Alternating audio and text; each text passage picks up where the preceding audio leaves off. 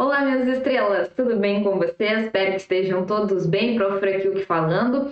Essa aula aqui é para a gente começar a estudar o direito administrativo do zero, porque eu entendo que vocês têm uma certa dificuldade com a disciplina, porque ela é bastante teórica, né? Ela é realmente uma disciplina com muita teoria, mas isso ao mesmo tempo também torna ela um pouco mais fácil. Por quê? Porque a teoria a gente precisa estudar uma vez, e se a gente abrir o coração para deixar entrar o conteúdo, a gente consegue dominar a matéria.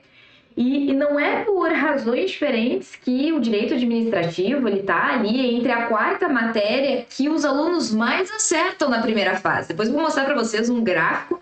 Não saiu da minha cabeça a informação, não é propaganda enganosa não, é a própria FGV e a OAB que publicaram isso em 2020, trazendo esse dado, então, de que a quarta disciplina que os alunos mais acertam dentro da primeira fase é o direito administrativo. E aí a gente vai conversar sobre isso ao longo aqui desta nossa aula.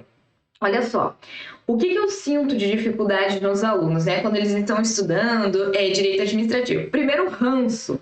Vem da graduação com um ranço terrível de direito administrativo, não sei de onde que vem tanto ranço assim, porque direito administrativo é tão legal. Eu sei que eu sou suspeita para falar, mas direito administrativo é uma disciplina muito legal. Embora ela seja muito teórica, a gente tem como fazer, e eu digo a gente, nós professores, né? A gente tem como fazer essa disciplina ela ser muito prática também. E, inclusive, a gente vê isso muito na segunda fase em administrativo. Mas olha só, a primeira coisa que eu quero que você internalize é o seguinte: você não tem que estudar a direito administrativo? Tem, né? Você precisa estudar a disciplina para poder aprovar no exame de ordem na primeira fase, mesmo que você não escolha depois da segunda fase. Tá tudo certo, tudo bem. Só que você precisa estudá-la para a primeira fase. Se você já for estudar essa disciplina com aquele sentimento, com aquele pensamento de ai, não gosto, odeio, ai, a treva, agora eu vou ter que estudar direito administrativo, já não vai dar certo mesmo, tá? Já não vai dar certo, o trem vai desandar, é certo isso. Então, assim, qual que é o pensamento? Você não precisa amar a minha disciplina, não. Você precisa apenas pensar de uma forma diferente. Eu tenho que estudar, eu vou estudar e eu vou ir muito bem nessa disciplina. É isso que eu quero que você pense quando você vai estudar para uma disciplina como direito administrativo, que é mais teórico se você não gosta muito. Porque assim você vai mais aberto para o conteúdo. Outra coisa que eu percebo nos alunos é que se a gente não forma uma boa base de direito administrativo, a gente não consegue avançar depois, porque direito administrativo tem muita terminologia técnica. Se eu não entender para que serve direito administrativo, o que é administração pública, o que é a tal da função administrativa, eu já desando no restante, porque toda hora o professor vai estar falando nisso. Toda hora ele vai estar falando palavras que, se eu não estou habituada a elas, depois realmente, quanto mais a gente se aprofunda no conteúdo, mais difícil ele fica. Então, essa aula aqui é para a gente dar esses passos iniciais que é tão importante na disciplina de Direito Administrativo para que depois a gente consiga evoluir nos aprofundamentos, nas próprias dificuldades naturais da matéria, tá? Então, vai ser nesse sentido essa nossa aula. Então, vamos lá. Primeiro, é aquele trabalho de, ok, vou estudar direito administrativo, vou aprender direito administrativo, embora eu não ame essa disciplina, eu estou disposto ou disposta a aprendê-la. Fez esse pensamento? Fez? Então, vamos dar sequência. Eu vou me colocar aqui no cantinho da tela, vocês vão ver, eu vou estar aqui no cantinho da tela, e eu trouxe alguns PPTs aqui para direcionar o roteiro, né? O professor tem que ter roteiro, senão o professor fica falando aqui nunca mais para de falar, né? Por isso o professor tem que ter roteiro. E aí, dentro desse roteiro, eu vou apresentar a disciplina para vocês e eu vou fazer didaticamente, né? Já alguns ajustes aí no seu conhecimento, na sua base de conhecimento de direito administrativo, para daqui em diante você ter uma facilidade um pouco maior de entender a disciplina, tá? Então, a gente vai formar uma base aqui nessa videoaula para que a gente possa depois ir avançando no conteúdo. Por exemplo, na aula de hoje, vocês vão estar tendo, então, essa base, né, do direito administrativo. Eu vou publicar para vocês também, lá no grupo do Telegram, mapas mentais, já vai ser um pouco mais fácil de vê-los, né, de entender aquilo que está escrito ali. Não pensem que, assim, do nada, vocês vão sair dominando a disciplina de direito administrativo. Isso não acontece com nenhuma disciplina. Por que porque cargas d'água iria acontecer com o direito administrativo, que é tão teórico, né? Não se domina a disciplina de uma hora para outra, não, tá? Eu vou publicar para vocês no Telegram lá, então, os mapas mentais que eu havia prometido aqui na jornada da aprovação, e também nas próximas aulas, a aula que acontece amanhã e a aula que acontece sexta, a gente vai conversar sobre matérias mesmo, e a gente vai adentrar mais a fundo em 2 tópicos específicos que eu vou apontar hoje para vocês, e na aula do sábado, que vai ser ao vivo e vai ser uma mentoria em grupo. Então, estão todos convidados para participar. Quem vier participar vai ter possibilidade de conversar comigo no chat do YouTube e a gente vai trocar uma ideia sobre a preparação de vocês. Vou estar respondendo perguntas de vocês direcionadas a estudo, tá bom? Vamos lá. O que é esse tal de direito administrativo? Vamos começar pelo início, que é tão importante aqui, o que é o direito administrativo. Vamos lá. Olha só, o direito administrativo, ele é uma ciência jurídica, tá? Ele é um ramo do direito público que se destina ao estudo da função administrativa. O que é essa função? Vou escrever aqui, ó. O que é essa função administrativa? Eu juro para vocês que a minha letra no quadro, em sala de aula, ela fica muito mais bonita que aqui nos slides. Nos slides eu não sei, eu tenho uma dificuldade um pouco maior, né, de escrita, mas ela fica bem mais legível nas minhas aulas no quadro, prometo. Olha só, a função administrativa, o Estado, embora uno, indivisível, insolúvel, ele tem 3 grandes, né, atividades, e essas 3 grandes atividades, elas vão ser exercidas por 3 poderes, tá? Então, nós temos lá a função jurisdicional, até vou voltar para mim aqui, temos lá a função jurisdicional, a gente tem lá a função administrativa e a gente tem lá também a função legislativa. E a gente tem separação de 3 poderes. E aí, dentro desses 3 poderes, e até pegando um pouquinho de constitucional aqui, que é importante para a gente poder avançar no direito administrativo.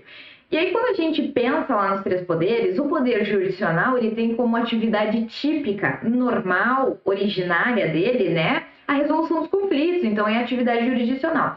Já do poder legislativo, a atividade normal dele é o quê? É a atividade, então, de legislar, de fazer a elaboração das normas, né, abstratas que são aplicadas para nós, são essas regras. E a função do Poder Executivo, tipicamente falando, ou seja, de uma forma normal, ordinária, seria então a função administrativa. Essa função administrativa, embora ela seja uma atividade típica do Poder Executivo, atipicamente essa atividade ela também aparece lá dentro do Poder Legislativo e do Poder Judiciário, ela acaba aparecendo lá também. Porque a gente vai ver agora, no decorrer da nossa aula, que essa atividade, ela engloba atos administrativos, bens públicos, serviços públicos, regras sobre agentes públicos, etc. e tal. E essas regras também são aplicadas aos agentes que estão dentro do Poder Judiciário. A toda vez que o Poder Legislativo ele quer fazer alienação de um bem público, ele tem que respeitar as regras do direito administrativo.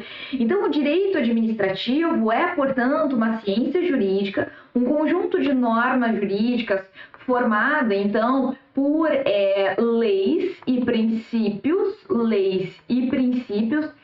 de modo geral, a gente pode ampliar isso aqui para as fontes do direito administrativo, sendo as fontes primárias, a Constituição, a lei infraconstitucional e os princípios, e de uma fonte secundária seria a jurisprudência, a doutrina, a prática administrativa e os próprios costumes, tá? Mas, então, esse conjunto de normas, né, que visa, então, regular e estudar a função administrativa.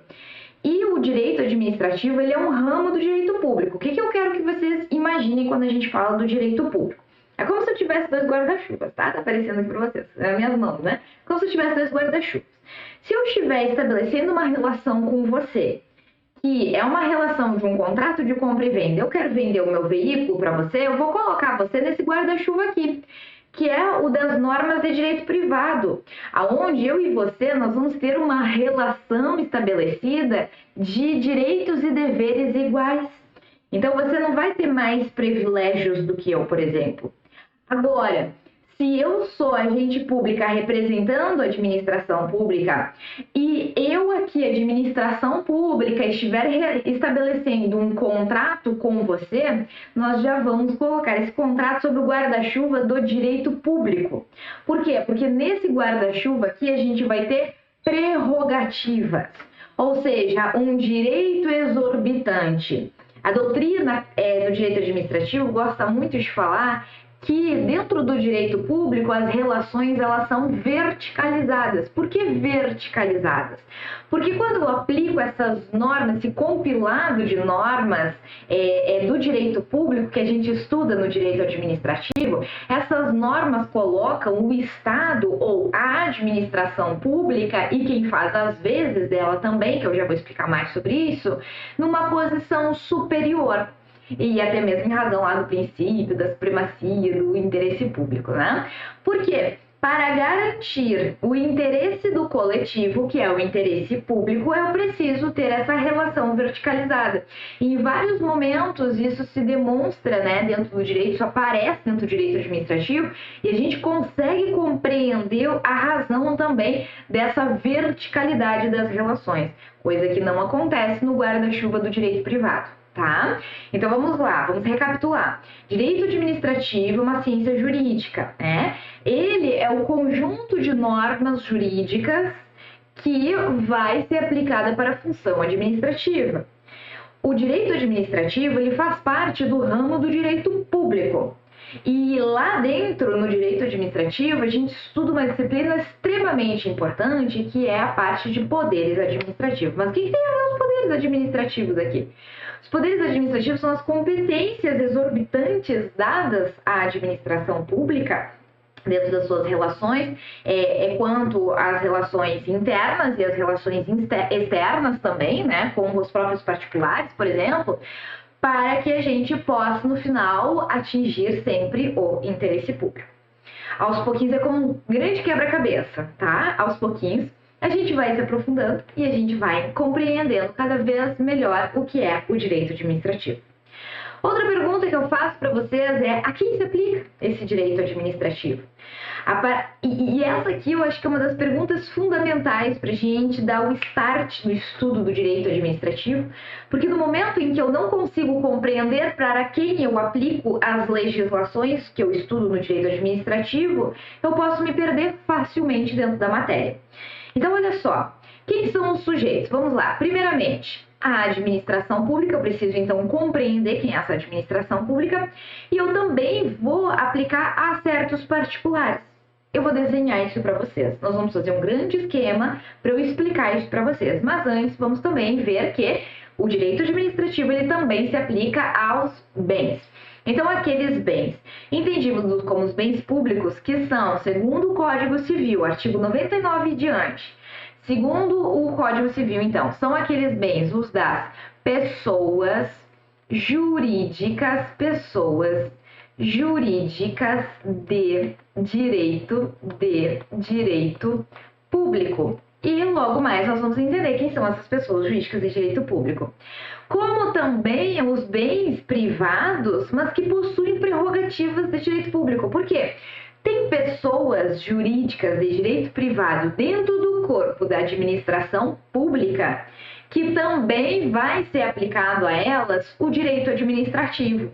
Essa norma, né, essas regras do ramo do direito público, que eu também vou aplicar para elas.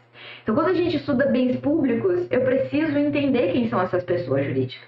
E para saber quem são essas pessoas jurídicas, eu preciso, inevitavelmente, entender quem é a administração pública e quem são os particulares que se relacionam com essa administração pública, cujo direito administrativo vai incidir ali.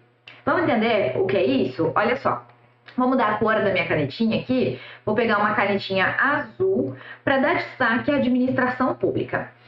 Você já deve ter ouvido falar, talvez, nunca parou para pensar muito, mas já ouviu falar sobre a administração pública direta. A administração pública direta, eu vou fazer aqui como eu faço nos quadros das minhas aulas, tá bom? A administração pública direta, ela corresponde, então, à União, deixa eu botar aqui, ó, a União, que é uma pessoa jurídica de direito público. Os Estados-membros, tem vezes que nós, professores, a gente fala assim, estados, né? Estados no sentido amplo. Estado nos referindo a todas essas pessoas jurídicas de direito público que compõem a administração pública. Agora, se eu falar Estado-membro ou se eu escrever Estado com letra minúscula, é porque eu estou me referindo aí ao Estado membro, Rio Grande do Sul, São Paulo, Paraná, Santa Catarina, né, etc e tal. Nós temos ainda aqui na administração pública direta também o Distrito Federal e cada um dos municípios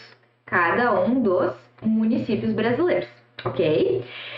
Quando eu falo dos agentes públicos, dos órgãos, os ministérios, por exemplo, que compõem a União, eu estou me referindo à administração pública direta da União.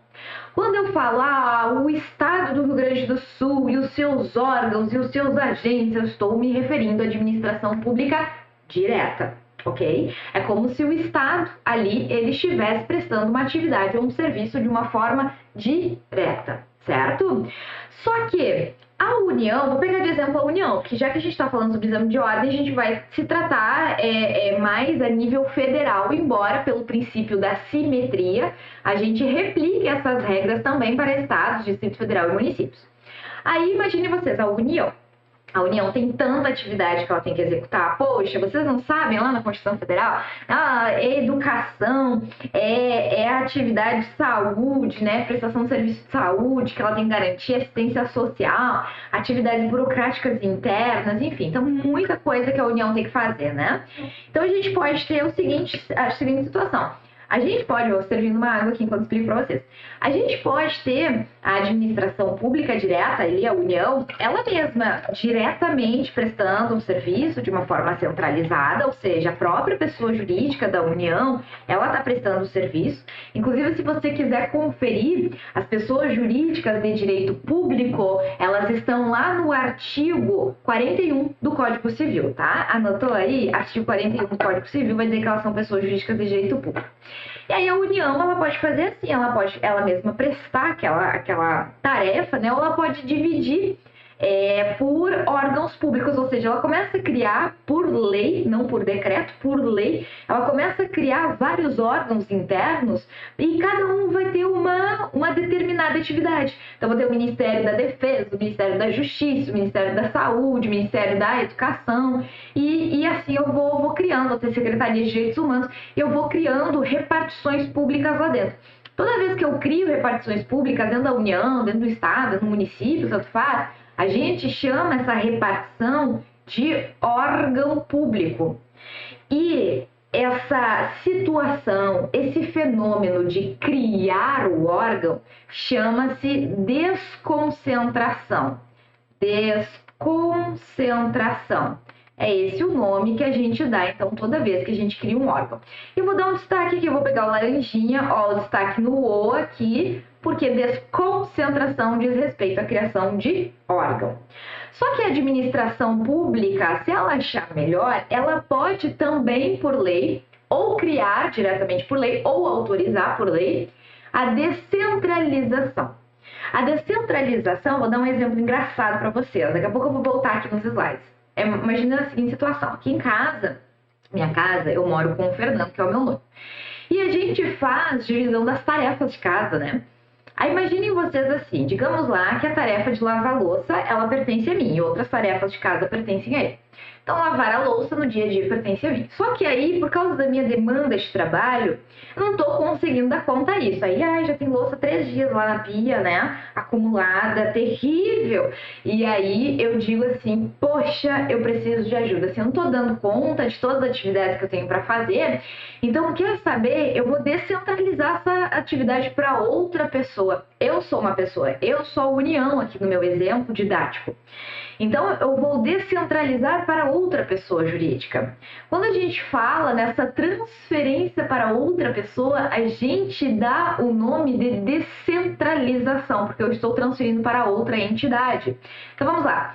Quando a gente faz essa transferência, acontece a chamada, descentralização. Olha aqui o Ezinho, por quê? Porque eu estou transferindo para um outro ente. Então, nós vamos colocar aqui, administração pública indireta. Então, eu transferi aquela atividade para a administração pública indireta. Quem é que nós vamos encontrar aqui dentro? E aí, é aqui que a gente estuda uma parte do nosso direito administrativo, porque é aqui dentro que a gente vai ver as autarquias, a gente vai estudar e compreender quem são as fundações públicas, não é a Fundação Xuxa Meneghel, a Fundação Ayrton Senna, não, são as fundações públicas, fundações criadas pelo Estado. Nós temos a Sociedade de Economia Mista, a gente tem as empresas públicas, estou abreviando, tá? Isso tudo vem da descentralização. Tem também os consórcios, não é o consórcio particular, é os consórcios públicos, tá? Eles compõem a chamada administração pública indireta. Essa administração pública indireta a gente estuda nas aulas de organização da administração pública. Então a gente entende por que a administração pública ela vai lá e ela cria por lei uma autarquia, que também é uma pessoa jurídica de direito público. Aí a gente vai entender que basicamente, resumidamente, a autarquia ela é um braço direito do Estado que vai exercer uma atividade típica do Estado, uma atividade, por exemplo, de educação, olha as universidades federais aí.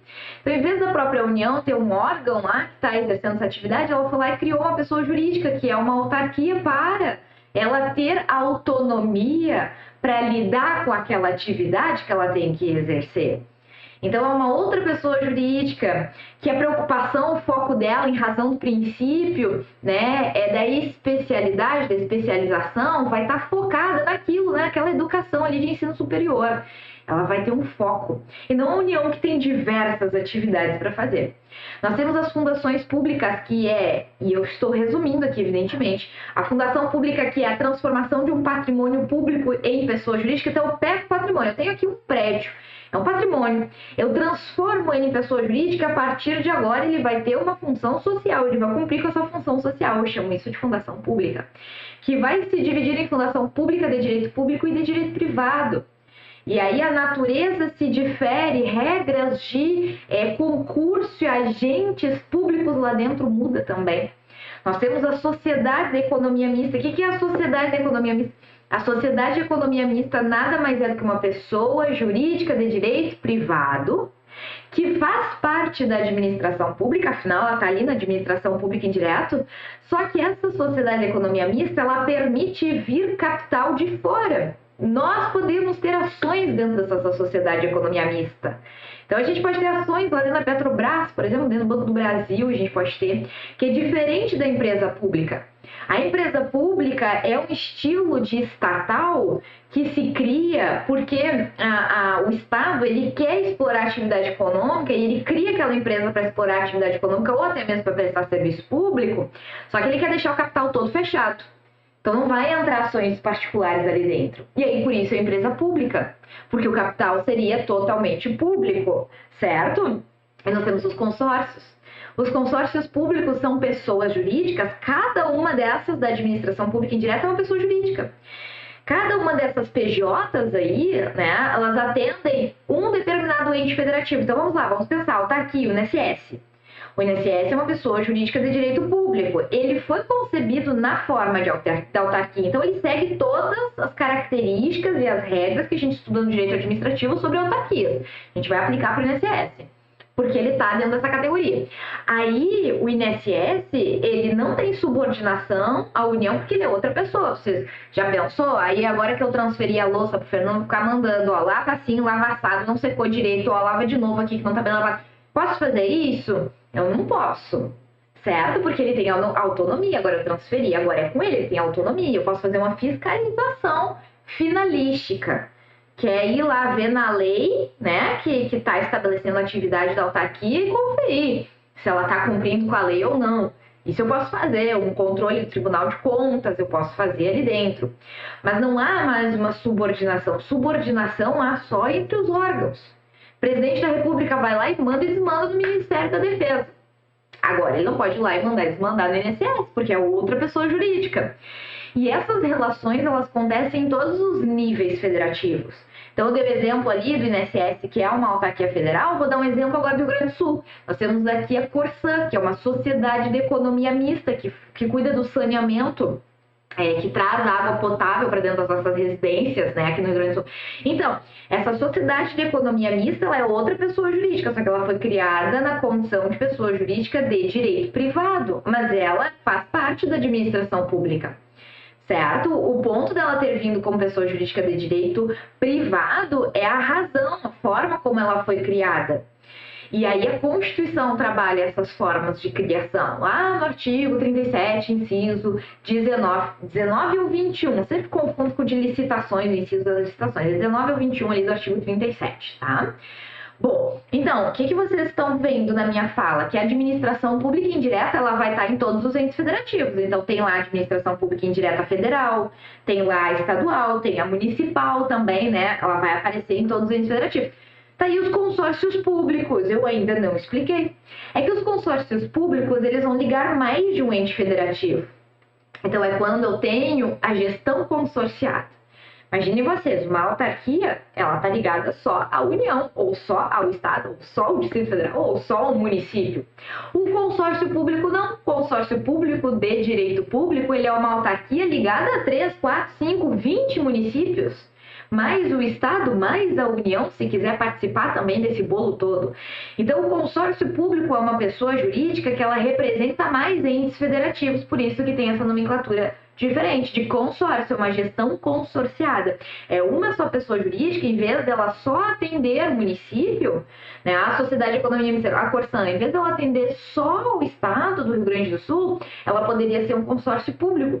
E esse consórcio público atenderia mais de um estado ou vários municípios dentro, né, ali daquele estado ou envolvendo municípios de estados diferentes, também pode ser, ok? Bom, e além disso, nós temos os particulares, porque olha só, a gente viu antes que o direito administrativo, ele tem como sujeitos, né, que se aplica ali, quem são as pessoas envolvidas ali, a administração pública, a gente acabou de ver, que é o Estado exercendo ou prestando uma atividade de forma direta, e tem ainda os particulares. E quem são esses particulares? Aí vamos entender quem são esses particulares aqui dentro. Tem serviço que a administração pública, eu vou mudar a cor aqui para dar um destaque, que ela pode descentralizar, eu também chamo de descentralização, tá? Também posso chamar de descentralização, só que é uma descentralização para particulares, eu chamo de, a doutrina, né? Ela chama de particulares, em colaboração com a administração pública. Particulares em colaboração com a administração pública. Quem são esses particulares? Quando a gente estuda o conteúdo de serviços públicos, a gente estuda lá dentro a concessão, que inclusive vai ser objeto de uma das aulas de vocês, a concessão, a permissão, e eu tenho ainda a autorização. Pois então, essas três formas, né, são as modalidades que nós temos instituídas na Constituição Federal, que permitem que a administração pública, ela transfira dentro dessas modalidades serviços, atividades que estavam a cargo da administração pública. Então, em vez do Estado, por exemplo, um serviço público de transporte coletivo, por exemplo, em vez do Estado ele mesmo prestar, e aqui eu estou falando Estado em sentido amplo, ou seja, a União, né, em transporte coletivo internacional, Distrito Federal, o município em transporte coletivo urbano, ali, por exemplo, em vez dele mesmo prestar esse serviço, o ente federativo, ele pode transferir isso para particulares seguindo diversas regras. Essas regras se estudam dentro do direito administrativo. E essa atividade ela vai chegar para nós, cidadão. Ela vai chegar ou porque o Estado está prestando para nós, ou porque o particular está prestando para nós, porque o Estado autorizou ele, ou permitiu, ou concedeu a ele a possibilidade de prestar esse serviço. E aí a gente usa umas terminologias aqui técnicas, né? Se eu falo em descentralização para esse lado do verdinho aqui, eu falo em delegação. Se eu falo em transferência desse serviço aqui para a administração pública indireta, a gente chama de outorga. Então perceba, quem é a administração pública aqui na tela de vocês? A administração pública direta ou a indireta. E todas aquelas pessoas jurídicas e os órgãos e os agentes que compõem ela. Agora, quem são os particulares? Eles são particulares, são pessoas quaisquer, Então eu posso ter lá o seu Zé, e o seu Zé tem uma empresa, tem uma frota de ônibus, ele geralmente fazia viagens, excursões por aí, e agora ele resolveu ampliar a frota dele, participar de um processo licitatório, ganhou a licitação, né, que é um procedimento necessário para a administração pública atender o princípio da isonomia. Então, a administração pública, ela segue várias regras. Quem está lá no poder, quem está lá exercendo a atividade administrativa, não pode agir conforme a sua cabeça, segue a legalidade. E aí, por exemplo, se eu, Fran, sou agente pública ali, eu não posso escolher qualquer pessoa, eu vou escolher meu amigo porque eu tenho afinidade com ele e ele vai prestar aquele serviço público. Ótimo, né? Eu, Fran, vou estar beneficiando meu amigo. Isso é legal para a administração pública? Claro que não. Porque outras pessoas vão estar sendo injustiçadas aqui dentro. Elas poderiam ter a mesma oportunidade, mas não tiveram. Para evitar coisas assim, a gente usa a licitação. Então, quem apresentar a melhor proposta vai poder fazer o contrato com a administração pública, vai poder fornecer o seu produto, seu serviço para a administração pública. Que é o que acontece com esses particulares aqui que a gente escreveu em verdinho. Eles vão fazer licitação e quem ganhar, o seu Zé lá ganhou, a empresa do seu Zé ganhou, beleza, ele vai fazer um contrato e ele vai se tornar uma concessionária. Porque a partir do momento que ele assinou aquele contrato junto com a administração pública, ele ganhou a possibilidade de prestar aquele serviço e é evidente que ele vai almejar lucro dentro daquilo ali. Porque ninguém vai trabalhar de graça para a administração pública. A não ser. Eu vou falar para vocês, né? Quem é que a gente vai englobar aqui também nessa administração pública, nesses particulares. Então, o que eu quero que vocês entendam nesse momento? Quero que vocês enxerguem já, desde então, quem é a administração pública, porque aí quando nós estamos conversando e eu explico para vocês, olha, licitação, quem tem que fazer licitação? A autarquia, a fundação, a União, os estados. Quando a gente fala isso, você já consegue se conectar rapidamente no assunto pensando, é a administração pública, ela tem que fazer, né? Então toda a administração pública tem que fazer licitações, ok, tranquilo. Os princípios aqui, eles se aplicam para a administração pública e para os particulares. Beleza, então tá. Eu preciso desses passos iniciais para que depois da nossa conversa ela se torne mais tranquila e o direito administrativo ele não seja tão rançoso para vocês, tá? A gente vai englobar mais um particular aqui. É um particular que a gente chama, vou trocar aqui a corzinha, vou colocar um roxo. É um particular que a gente chama de terceiro setor. Vou colocar ele aqui embaixo, porque ele justamente não tem nada a ver com o restante aqui em cima, tá? Então, vou separar ele aqui, ó. Terceiro setor. O terceiro setor, né, que são chamadas as paraestatais, aqui ó, tinha faltado o tais. As paraestatais são pessoas jurídicas também, só que são pessoas jurídicas sem fins lucrativos. Por quê? O que eu disse antes para vocês? Que aqui quem está em verdinho, vou pegar o apontador laser agora, quem está aqui ó, em verdinho, tá querendo lucro. O seu Zé, a empresa do seu Zé quer lucro, gente. Ele não vai trabalhar de graça para a administração pública fornecendo transporte coletivo para nós. Franciele não vai pegar um busão e andar de graça por aí, a não ser que ela tenha mais de 65 anos de idade. Fora isso, não, ela vai pagar para usar porque o seu Zé quer lucro na empresa dele. E ele tem direito de ter lucro. Ninguém precisa ficar trabalhando de graça para o Estado, né? Só que, claro, nós temos regras aqui, né, da modicidade de tarifas, blá, blá, blá, mas isso é aprofundamento já. Só que tem pessoas jurídicas que não querem lucro não, que é o terceiro setor, que são as paraestatais, ou seja, são entidades, pessoas jurídicas sem fins lucrativos, que trabalham em paralelo ao Estado, mas que não têm finalidade lucrativa, não querem buscar money, só querem executar a sua atividade de boaça lá, de boas, né? Trazendo alguma atividade relevante, interesse social, na educação, na saúde, né, na capacitação de certo setor profissional, por exemplo. Então, são pessoas jurídicas sem fins lucrativos, mas como elas exercem uma atividade que tem uma relevância social, elas podem fazer parcerias com a administração pública, com o Estado, que a gente fala em fomento. Então, elas podem buscar fomento, elas podem buscar contrato de gestão, contrato de parceria, termo de colaboração, tem várias nomenclaturas.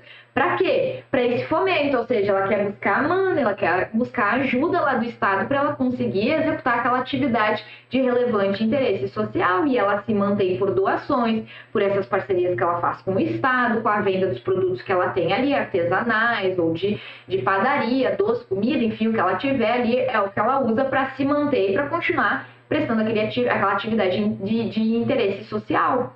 Então, é o terceiro setor, que também são particulares, só que sem fins lucrativos, que eu não posso confundir, então, com a concessão, permissão ou autorização, porque esses têm fins lucrativos, tá bom? Então, assim, quando a gente fala em quem são os sujeitos, ó, administração pública e particulares, tá aqui na tela de vocês. E o direito administrativo se preocupa em estudar o quê? A atividade dessa galera, as regras de contratos, as regras de licitações, as regras sobre administração de bens, de pessoas, que existe dentro deste desenho aqui. É isso que o direito administrativo ele se preocupa. Vamos avançar um pouco mais aqui? Olha só. Quando a gente fala de direito administrativo, é importante a gente ter uma contextualização geral do direito administrativo. Nessa contextualização geral, é importante entender em que momento a gente aplica o direito administrativo. Então, agora a gente vai ter uma visão do todo. A gente vai ter uma visão de todo o direito administrativo para que vocês, a partir de então, consigam estudar no direito administrativo. E sem estudo, realmente, não tem como entendê-lo. Tem que estudar. Mas, se vocês tiverem essa base aqui, eu tenho certeza que isso vai facilitar a preparação de vocês. Então, falando sobre essa atividade administrativa, então, o que ela vai englobar? Ela vai englobar serviços públicos. Vamos lá. Quando a gente fala, eu vou botando aqui um check. Ó, serviços públicos. Quando a gente fala em serviços públicos, tem duas leis principais que a gente vai estudar. Que é a Lei 8.987, de 95, e a Lei 11.079, de 2004. Essas duas legislações são as mais importantes porque elas vão falar sobre concessão e permissão de serviço público. Não são só elas, eu vou falar aqui os tópicos principais, tá? Então, serviço público diz respeito, como a gente viu no desenho anterior, à possibilidade que tem a administração pública dela prestar ela mesma um serviço de educação, assistência social, saúde, né, transporte público, gás canalizado, água canalizada, enfim, todos aqueles serviços, aquelas prestações que a Constituição fala. Então, ele pode ser prestado de uma forma direta pela administração pública, e a gente estuda isso principalmente dentro de constitucional, mas também estuda em direito administrativo, e a gente tem a possibilidade de delegar essa atividade aos particulares, que é onde entra o direito administrativo com força. Por quê? Porque ali eu vou aplicar as regras do direito administrativo para que eu possa fazer essa descentralização dessa atividade. Então, ao invés do Estado prestar diretamente, eu posso descentralizar. Ou para a administração pública indireta, ou para os particulares. E aí eu estudo o serviço público, quais são as regras, quais são as normas, como é que funciona, quais são os princípios que eu aplico ali dentro. Isso eu vou estudar dentro do direito administrativo. Eu também vou estudar o poder de polícia. Afinal, como que pode o guarda municipal me multar porque eu estou estacionado em um determinado local? Eu comprei o carro, eu paguei para o meu carro, eu paguei para ter a minha habilitação. Por que agora ele está me multando porque eu passei num sinal vermelho? Isso vem do poder de polícia. Para a administração pública, e o principal ponto aqui é o artigo 78 lá do Código Tributário Nacional. Porque para a administração, para o Estado manter a ordem coletiva, a segurança, a saúde coletiva, ele precisa se impor. E ele vai se impor nos meus direitos individuais para assegurar os direitos da coletividade. E é isso que a gente estuda no poder de polícia, a possibilidade que tem o Estado dele intervir na minha esfera individual para a proteção dos direitos coletivos. Nós temos também no estudo do direito administrativo a intervenção do Estado na propriedade, pois a gente encontra na Constituição Federal o direito à propriedade, direito à proteção à propriedade, inclusive. Entretanto, ele não é absoluto. Ele vai ser relativizado no momento em que o Estado quiser prevalecer o interesse público. Então, a administração pública quer construir uma escola. Ela, na verdade, não quer, ela precisa urgentemente construir, vou pegar uma creche municipal, num determinado bairro.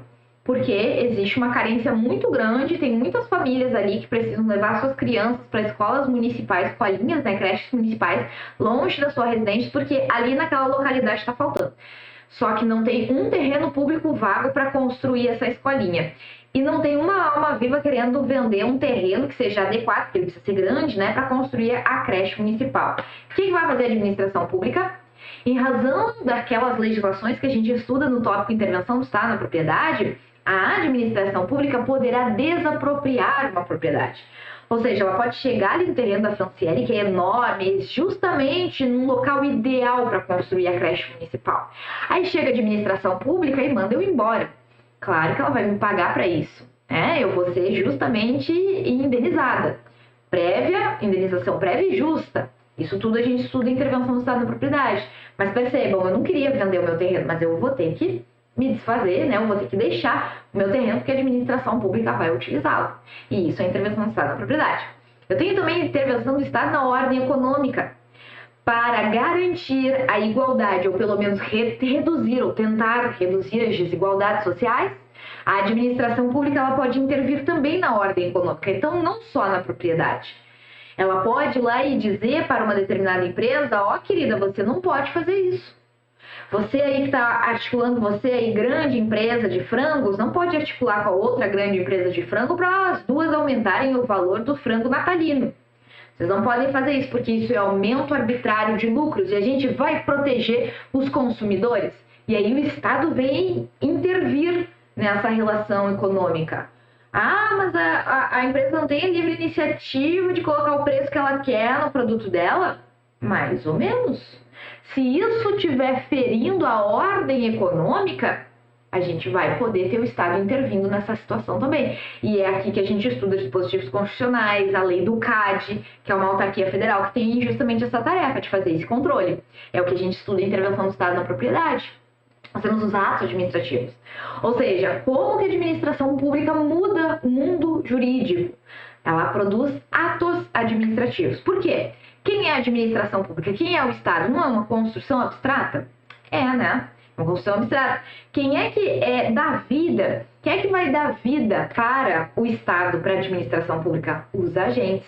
E os agentes nas várias espécies que tem, né? A gente tem os servidores estatutários, empregados públicos, os agentes políticos, a gente tem os delegatários. A gente tem várias espécies que a gente estuda no tópico agentes públicos. Inclusive as regras de concurso, de estabilidade, tal, remuneração, aposentadoria, que é diferente para eles. A gente estuda tudo isso no tópico de agentes públicos. E é eles que praticam esses atos administrativos em nome da administração pública, em nome do órgão ali no qual eles estão dotados. Várias palavras técnicas, né? Então, os atos administrativos também são objetos de estudo do nosso direito administrativo. Tem licitações, contratos, cuja principal legislação é a Lei 14.132 de 2021, que vem para substituir no futuro, né, a Lei 8.666, as duas ainda estão sendo aplicadas em concomitante, porque o legislador ele deu um período de transição para a administração pública para ela se acostumar com a nova legislação. E aí a principal lei, mas não a única que vai falar sobre licitações e contratos, que a gente chama de lei geral, é a 14.133, que ela vai trazer as regras de licitação e contratos. O que são licitações e contratos? Licitações, a regra de licitações, a lei de licitações vai trazer regras para a sucessão de atos que devem ocorrer para que a administração pública possa contratar alguém. A gente vai ter sessões onde não precisa fazer licitação? Vai, mas a regra tem que fazer licitação. Então, eu faço licitação, né? Eu ali, agente pública responsável pelo setor de licitações, eu faço a licitação para a empresa ou a pessoa física, tanto faz, que apresentar a melhor proposta, ela faça um contrato com a administração pública. Então, eu não vou poder, da minha cabeça, escolher a pessoa que eu acho, a empresa que eu acho que é melhor para a administração pública. Não. Eu tenho que garantir oportunidade de competitividade para todos. E aí, por isso, tem que seguir uma série de atos, porque nada sai da minha cabeça. No direito administrativo, o princípio da legalidade é norma. Ele tem que ser seguido a todo momento. Então, se eu for fazer um contrato, eu tenho lei. Se eu for fazer uma delegação de serviço, eu tenho lei. Se eu for contratar agentes públicos, eu tenho lei dizendo como que vai ser, como vai ser a remuneração, como é que vai ser a promoção deles, como é que eu exonero eles, como é que eu demito eles. Tudo está estabelecido na lei. Nada vai sair assim da mente do agente político, do agente público. Não. Tudo sai da lei. Por isso que o direito administrativo tem a sua facilidade, que às vezes os candidatos ou os alunos não conseguem reconhecer. Está tudo na lei. Só que a lei seca não pode ser estudada. Eu já disse isso para vocês na nossa aula referente, né, a estratégias de estudo. Por que a lei seca não pode ser estudada? Porque se eu só abrir a lei 11.079, que é das parcerias público-privadas, eu não vou entender nada. eu não vou saber identificar ali que isso é um particular que presta um serviço público, se é um contrato de concessão que eu aplico subsidiariamente as minhas regras e teorias sobre contratos. Eu não consigo compreender o todo se eu fazer leitura de lei seca. Isso é furada. Depois que eu entendi a teoria, e o direito administrativo, você já sabe, ele é muito teórico. Depois que eu já entendi tudo isso, aí sim eu posso partir para a legislação, aí eu posso estudar lei seca, aí tranquilo, porque aí vai fazer sentido na minha cabeça. Então, licitações e contratos, a gente tem, né, as regras para eu formar o contrato, as regras para eu fazer a licitação. Tem também o processo administrativo, eu acabei esquecendo os meus checks aqui, né? A gente viu aí a intervenção estatal na ordem econômica, dos atos administrativos, licitações, contratos.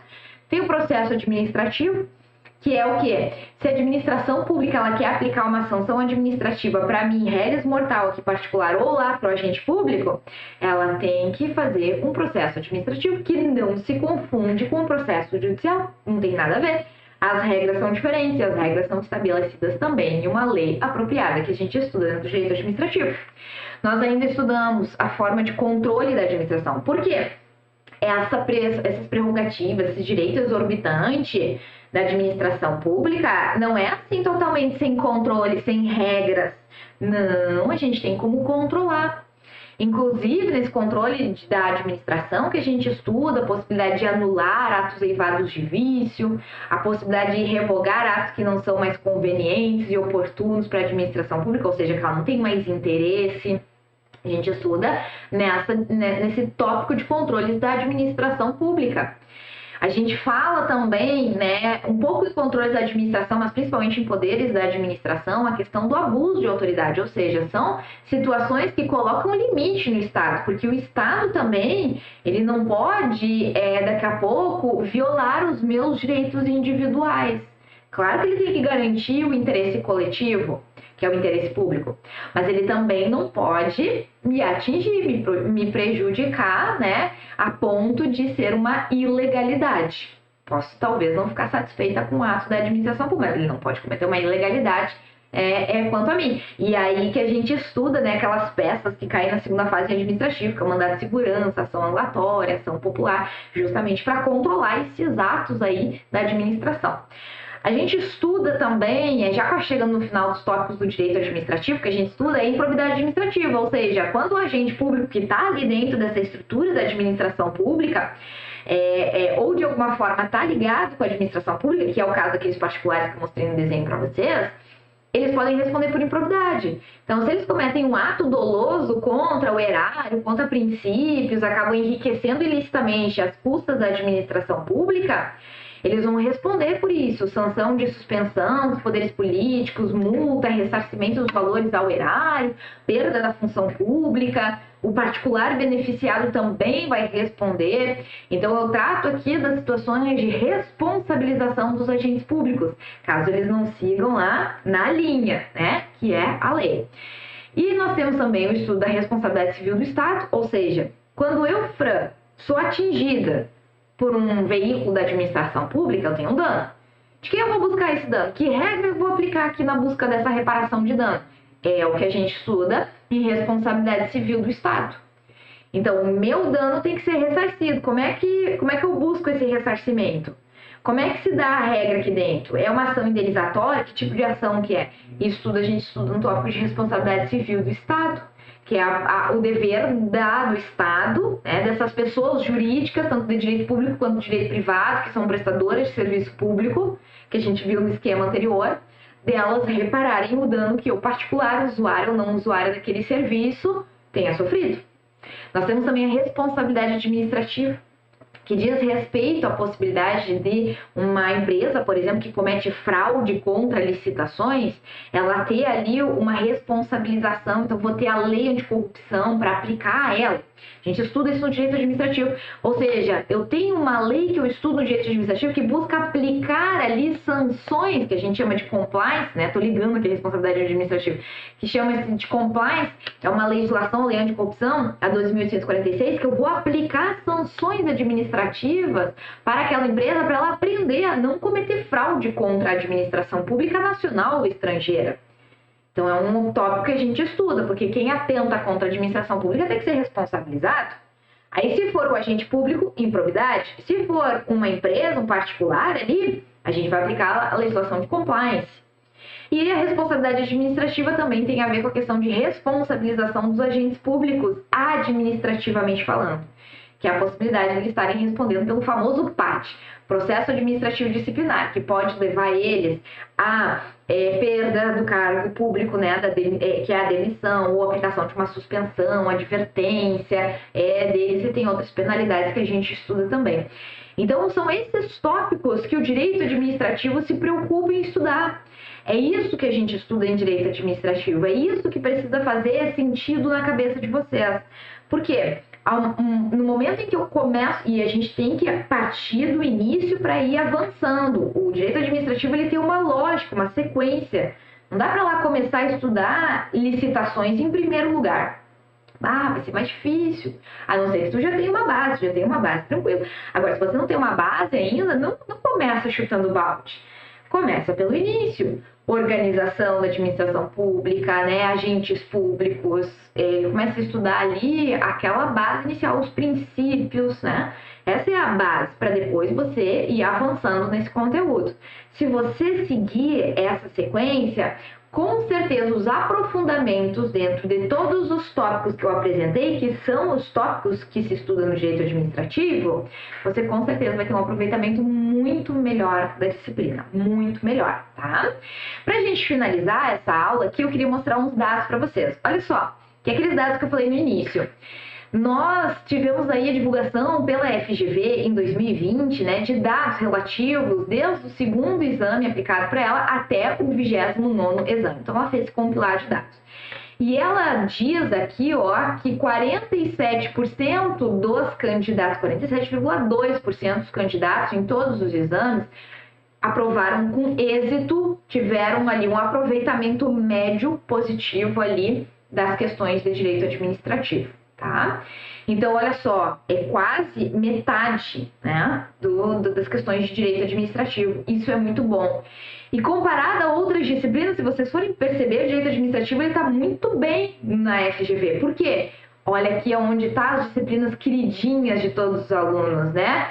Olha aqui embaixo, olha aqui, ó, o direito penal, olha aqui o processo civil, olha aqui o processo do trabalho, né? Ó, o tributário, o processo penal aqui, né? Aqui está o direito do trabalho, que são as disciplinas favoritas dos alunos. Tá bem para trás, e o direito administrativo bem lá na frente, né? Nas questões de êxito, de aproveitamento dos alunos.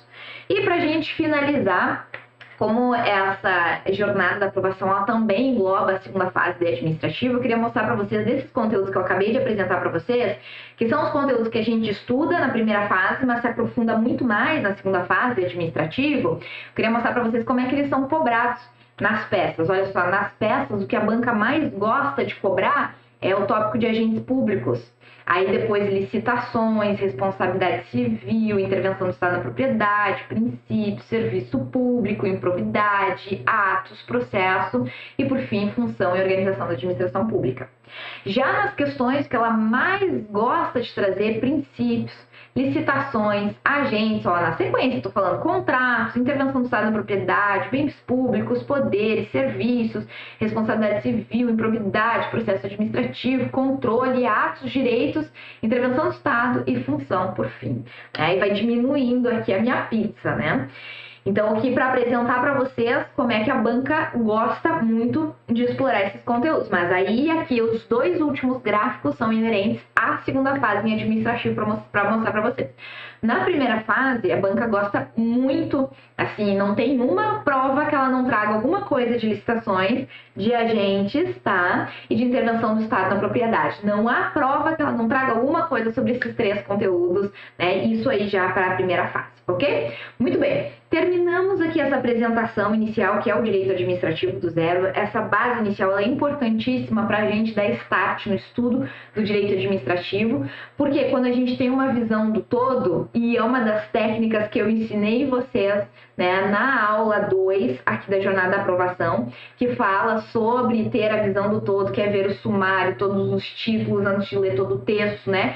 Então, eu ter uma visão do todo. No momento que eu tenho uma visão do todo, isso serve para qualquer disciplina. Eu consigo entender e direcionar melhor o meu estudo, né? A compreensão, ela fica melhor. Por quê? Porque eu consigo enxergar até onde eu vou. Se eu não sei para onde eu vou, eu estou andando num caminho às cegas. Eu estou ali, né, de olhos vendados. Então, eu preciso me apropriar deste conhecimento para eu conseguir ter um bom desenvolvimento dentro do estudo da disciplina, ok? Eu deixo aqui um abraço bem apertado para vocês e a gente se vê na próxima aula. A próxima aula diz respeito a serviços públicos, né? Que vai ser disponibilizada amanhã para vocês. Sexta-feira, a aula de licitações, que foi a mais pedida na enquete, licitações. E no sábado nós temos aí a mentoria. Um beijo, um abraço bem apertado para vocês. Até mais. Tchau, tchau.